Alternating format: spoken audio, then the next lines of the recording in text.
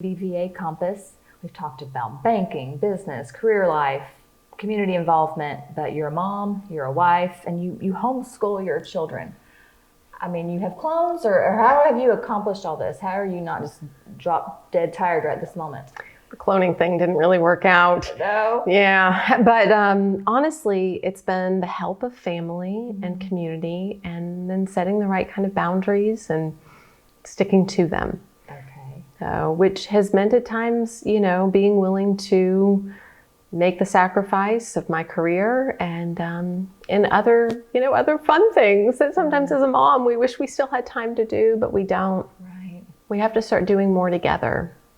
When I was working full time, my mother-in-law was our nanny, and I'm so lucky. Sometimes I think I'm the only one that got the mother-in-law that they love, and she's perfect, and we're so grateful that she's been a part of our life in the way that she has.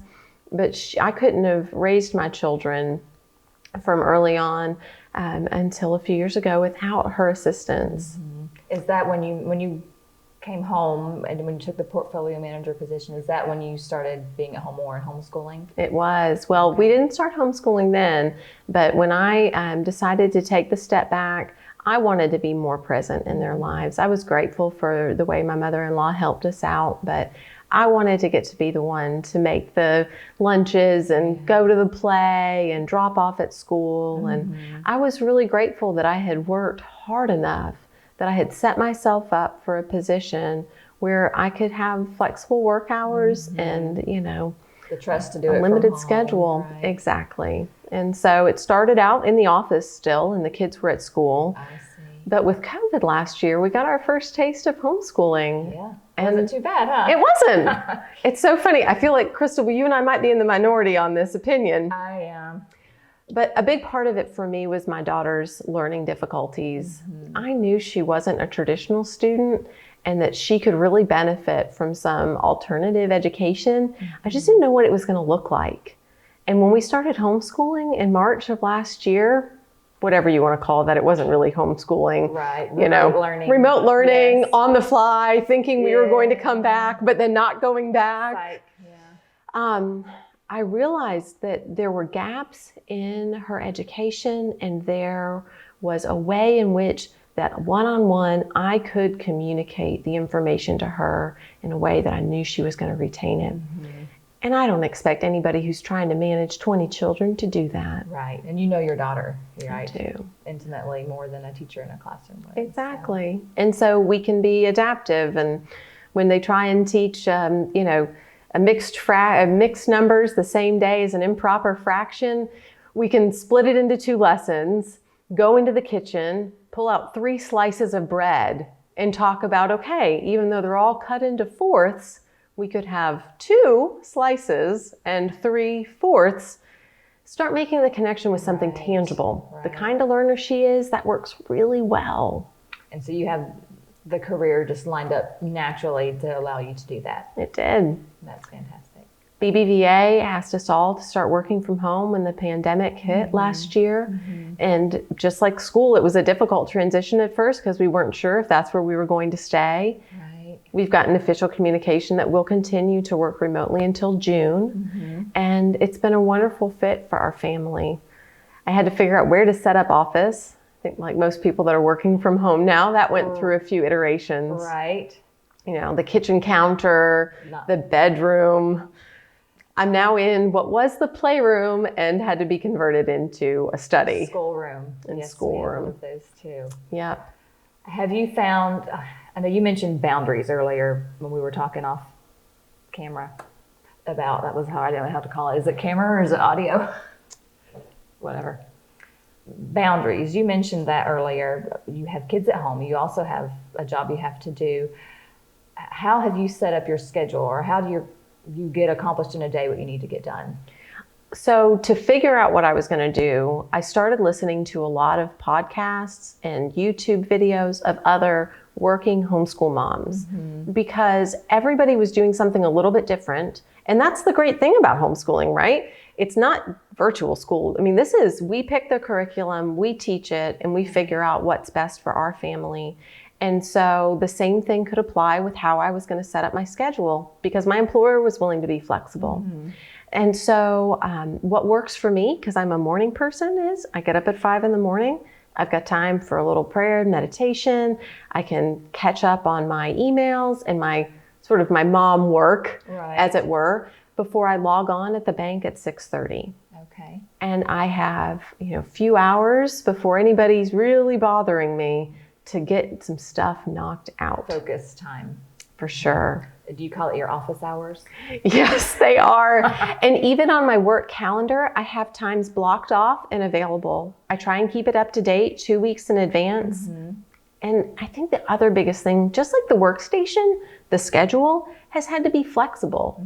I mean, this has been a process of trial and error. And I had to be easy with myself about that. Yes, it's hard to adjust. Yeah. It really is.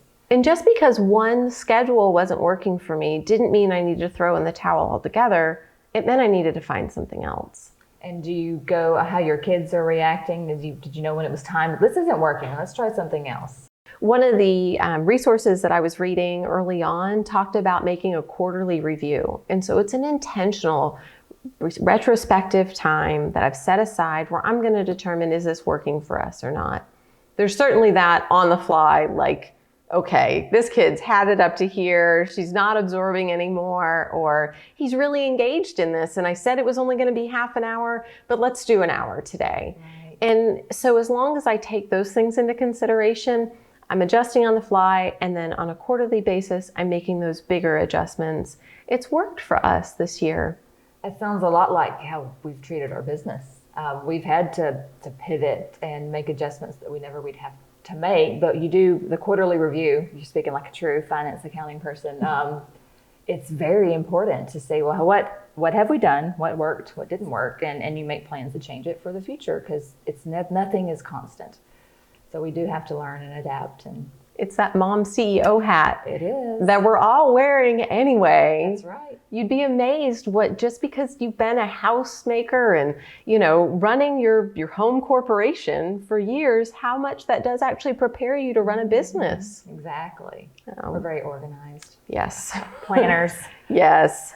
And even when there's the free time within that and the flexibility within that and meeting someone's style right where they are, because not everyone is A-type like us. Nope. You can run your business. You have a business that fits, right? I couldn't imagine a yoga instructor being as A-type as I am. So. Exactly.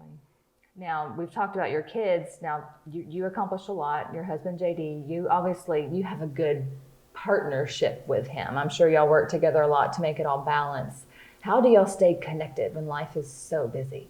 We are intentional about a few key things on the daily basis.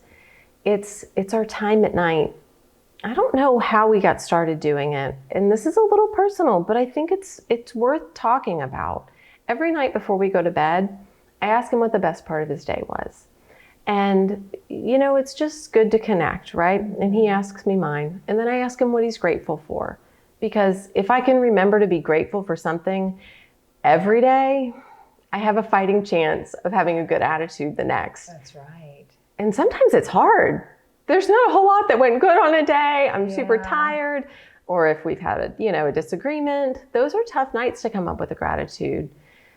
But we do. And this one's been one of the most important of all, is I ask him why he loves me. And what I mean with that is, what did I do that day that let you know that I cared about you and what was important? Because what I found was that I was spending my energy and efforts on things that I thought were showing my love to him, but that didn't really speak to him in the way that he wanted to. And invariably, he would say some small little thing that I thought didn't matter at all was like the reason, he loved me that day. And so it helped me, we're always looking for ways to be more efficient and to have a better use of our time. And if for him, making dinner isn't it, but putting away the laundry is, then that's where I'm going to spend my 30 minutes. And so each husband, I'm sure, has his own.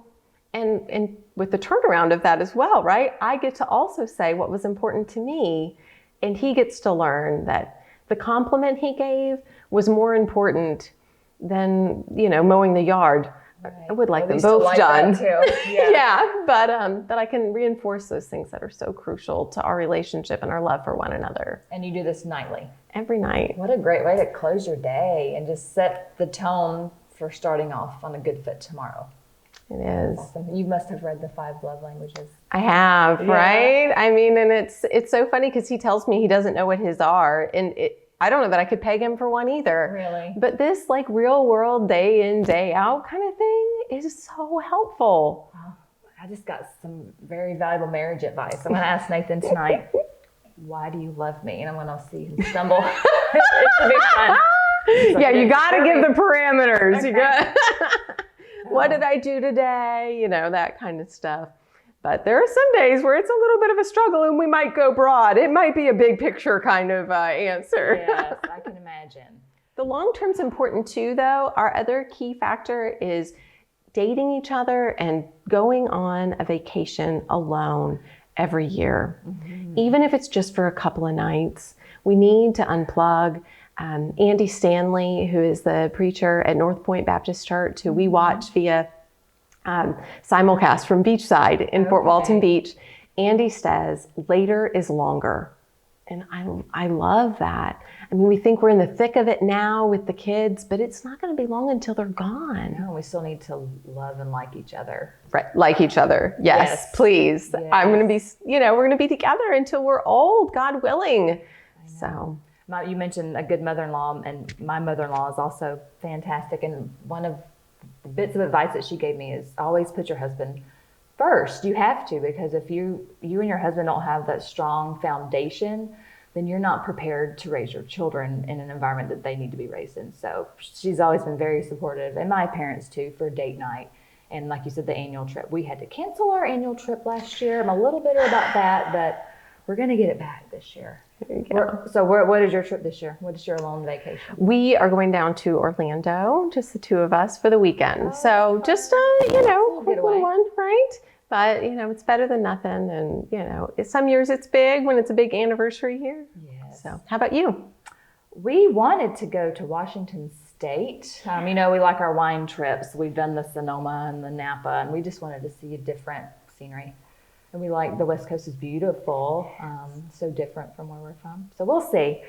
I'm not sure yet, but cool. We just bought an Airstream. So our first alone trip is actually going to be on the road. We're going to St. Augustine for a few nights.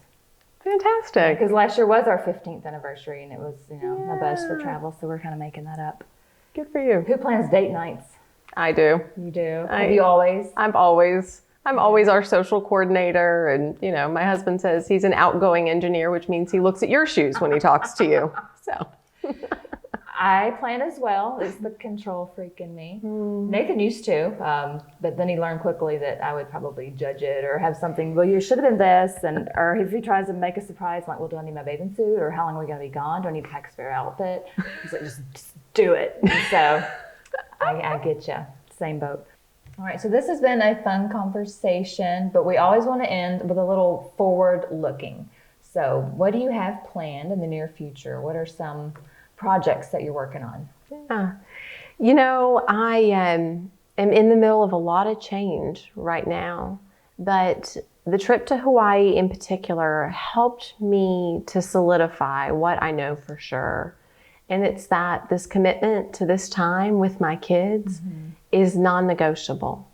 I can go be the president of a bank or start a business anytime, but I only get to be a mom to an 8 and a 9-year-old this year. And we really have seen that homeschooling is a great fit for both of our kids, to be able to accelerate with my son, be able to make sure my daughter is getting the right, direction that she needs to grow. So homeschooling is going to be a good fit for us. But BBVA actually announced in November of last year that they're going to be acquired by PNC Bank. Okay. So PNC's got a great footprint in the Northeast, but this acquisition will make them the 5th largest bank in the United States. Wow. It's still pending regulatory approval, and they're hoping to have that all sorted out by this summer. So there's a lot of changes happening in my life professionally. But kind of to the comment we made earlier about being connected within community and knowing what's going on, those things I know will help make sure I land on my feet wherever I'm supposed to be. And ultimately, God's in control. He's got a plan, and He's continued to surprise me.